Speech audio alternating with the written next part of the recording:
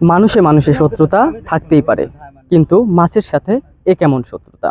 নাটোরের বড়াইগ্রাম সদর ইউনিয়নের নিশ্চিন্তপুর এলাকায় একটি পুকুরে বিষ প্রয়োগ করে ১৫ লক্ষ টাকার মাছ মেরে ফেলেছে দুর্বৃত্তরা।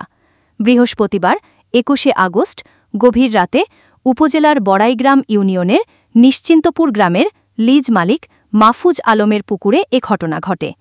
জানা যায়, মাহফুজ আলম দীর্ঘদিন ধরে একই এলাকার মজিবুর রহমানের পুকুর লিজ নিয়ে মাছ চাষ করে আসছিল। বিষ প্রয়োগের ফলে পুকুরের প্রায় ১৫ লক্ষ টাকার মাছ মরে ভেসে ওঠে। রাত্রিতে একটু জ্বর আসছিল, আমি আসতে পারি নাই। আমার আব্বাকে পাঠাইছিলাম, রাত 11টার দিকে এখানে আসছিল। আসার পরে কোনো মাছের সমস্যা নাই। সকালে এসে দেখি যে মাছ পুকুরে সাদা হয়ে আছে। পুকুরের খরচ মোটামুটি আনুমানিক 15 লক্ষ টাকা। ক্ষতি তো আপনার সম্পূর্ণ মাছই মারা গেছে। 1.5 লাখ টাকার মাছ বিক্রি করা হয়েছে। 50 টাকা কেজি মাছ বিক্রি করা হয়েছে। আপনি কি মনে করছেন কারা এই কাজ করতে পারে? আমার তো গ্রামে বহু মানুষ আছে, শুনেন, আমার সাথে কোনো মানুষের আমার গ্যাঞ্জাম নেই। ওই লোকটা ছাড়া আমার সাথে আর কোনো লোকের গ্যাঞ্জাম নাই। এবার থেট ধর এরকম লোক আমার গ্রামে আসলে এটা হুমকি দিছে, আমার 5 দিন আগে হুমকি দিছে সে। কিন্তু অন্য কোনো লোক বলতে পারবে না, গ্রামে যাচাই বাছাই করে দেখতে পারেন, সমস্যা নাই। আমার কোনো শত্রু লোক নাই। আপনাকে হুমকি দরকার? হুমকি দেওয়ার কারণে যে পুকুরের জমি নাকি ছিল, পুকুরের জমি ছিল, কিন্তু পুকুরের মালিক বলতেছে আমি কাগজপত্র সম্পূর্ণ দেখাবো, ও ওই জমি খাচ্ছে, ওই জমি খাচ্ছে, কিন্তু ওই বলতেছে যে না আমি জমি পাবো। জোর, মনে করেন জোর করে এগুলা কাজ করতেছে। এটা ভুক্তভোগী আমি হচ্ছি।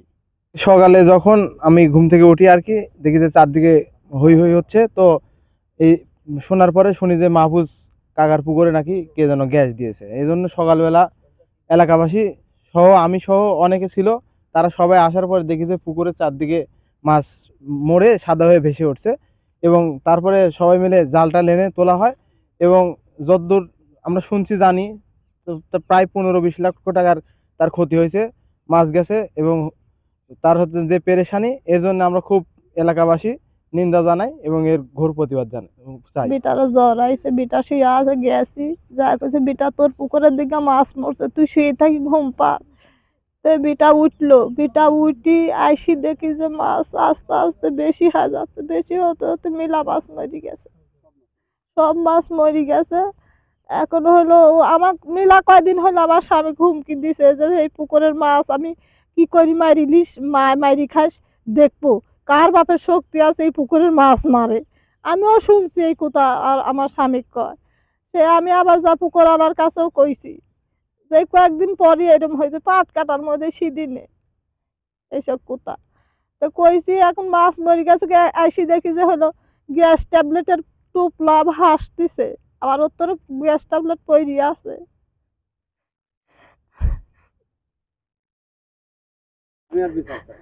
আমি আর বিশ্বাস চাই, আমার কষ্টের জিনিস। সকালে নামাজ পড়ে এসে দেখি যে মাহাবলের পুকুরে এরকম সমস্যা, মাছ মারা গেছে। তো দেখলাম যে গ্যাস ট্যাবলেট দেওয়ার চিহ্ন আছে, গ্যাস ট্যাবলেট যে একটা ফুটফুট এটা দেখা যায়। তো আমি চিন্তা করতাম আমার পুকুরে হলে আমার কেমন হতো, আমার পাশেই পুকুর, এটা দেখা দিলে ভালো হয় না, আর পাশেই পুকুর।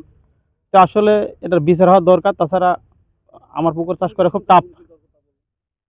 হুমকি দেওয়ার কথা আমি সরাসরি শুনিনি, তবে মানুষ সবাই বলে বা আরও লোকজন আছে, এরা বললো যে হয় হুমকি দিছে। আমি সকালে ফোন করছিলাম, আসার পর দেখি গোটা পুকুরে মাছ মরি সাদা হয়ে আছে। সব মাছ জাল নামায় ওঠানো হয়েছিল, ওঠার পর ও মাছ আসলে বিচার উপযুক্ত না, তো সর্বোচ্চ ক্ষতি হয়েছে।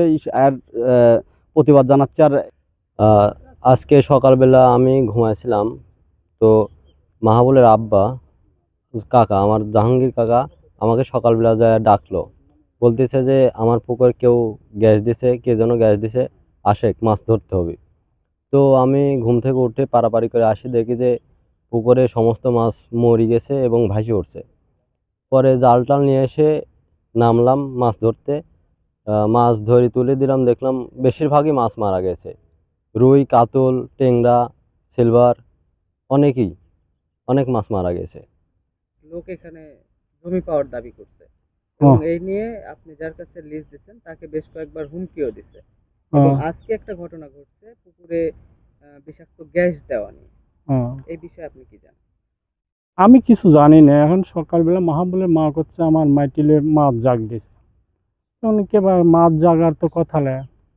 আসি দেখে যে 3টি জাগার কারণে সে দেখে আমাকে যা বলছে যে 3টি জাগছে বড় বড় মাছ। আমি পরে কিছু কইনি, পরে দেখে যে মাইটিলে পুকুরে মাছ আরও জাগছে বেশি পরিমাণ। তারপরে আবার ওই গ্যাস দেওয়া ওই টোপলা দেওয়া বলে পাইছে।